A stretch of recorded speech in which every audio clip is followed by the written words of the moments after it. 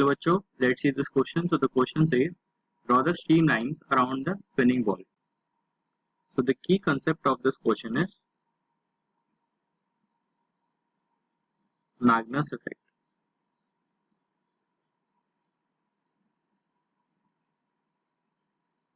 तो basically Magnus effect क्या होता है हमारा, अगर कोई ये बॉल है, इसके इस पॉइंट पे अगर जो वेलोसिटी है इस बॉल की वो स्पिन करी है, तो इस बॉल पे जो इसकी वेलोसिटी होगी वो अगर मान लेते हैं ज्यादा होगी, तो अगर वेलोसिटी ज्यादा हो जाती है तो जो हमारा प्रेशर होता है बर्नौलीज के थ्रू, ये मैग्नस इफेक्ट बेसिकली बर्नौली का एक एप्लीकेशन ही है, तो प्रेशर कम हो जाएगा।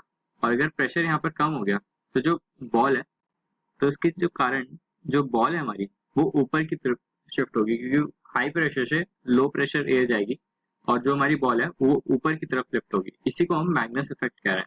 अगर मान लेते हैं हमारे पास एक बॉल है, वो इस तरफ कुछ मूव कर रही है किसी v वेलोसिटी से, और वो उसके साथ साथ इस डायरेक्शन में रोटेट भी कर रही है, तो ये बेसिकली रोलिंग मोशन हो जाएगा। और रोलिंग मोशन में जो बॉल है इसके टॉप सरफेस पे जो यहाँ पे जो वेलोसिटी होगी वो v हो जाएगी प्लस ओमेगा r। इस पॉइंट पे जो वेलोसिटी होगी हमारी वो होगी v minus omega into are.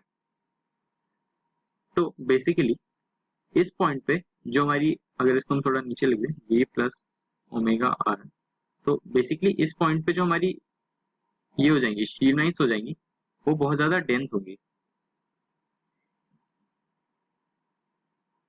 ऐसा इसलिए कि इस पॉइंट पे जो वेलोसिटी है बहुत ज्यादा है, तो बॉल की, अगर बॉल की वेलोसिटी ज्यादा है तो एयर की रिलेटिव और बॉल की रिलेटिव दोनों, बॉल और एयर की दोनों की मिला के रिलेटिव वेलोसिटी भी बढ़ जाएगी।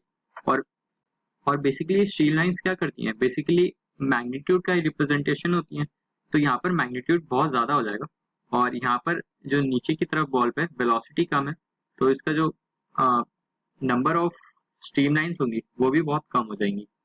तो ये कुछ ऐसा सा डायग्राम आएगा और यहाँ पर कंसंट्रेटेड ऊपर की तरफ। So this is the final answer. Hope you understood it well. Best of luck.